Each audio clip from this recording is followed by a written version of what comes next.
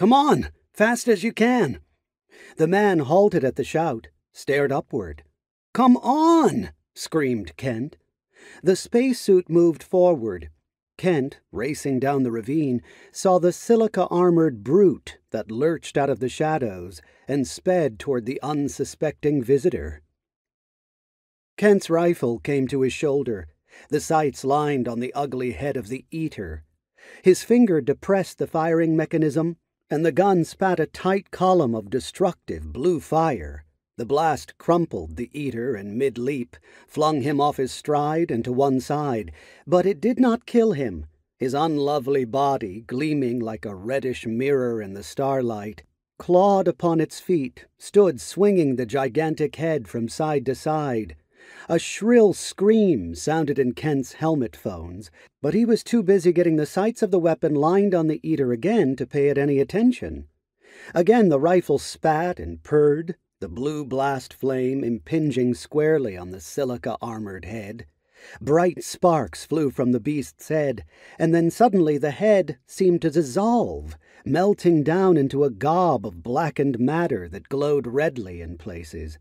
The eater slowly toppled sideways and skidded ponderously down the slope, to come to rest against a crimson boulder. Kent signaled to the visitor. "Come on," he shouted. "Quick about it! There may be more!" Swiftly the man in the spacesuit came up the slope toward Kent. "Thanks," he said, as he drew abreast of the trapper. "Get going, fellow," said Kent tersely. "It isn't safe to be out here at night." He fell in behind the visitor as they hurried toward the open port of the airlock. The visitor lifted the helmet and laid it on the table, and in the dim light of the radium bulb Kent saw the face of a woman. He stood silent, staring. A visit by a man to their igloo in this out-of-the-way spot would have been unusual enough. That a woman should drop in on them seemed almost incredible. "A woman," said Charlie. "Damn my sights, it's a woman."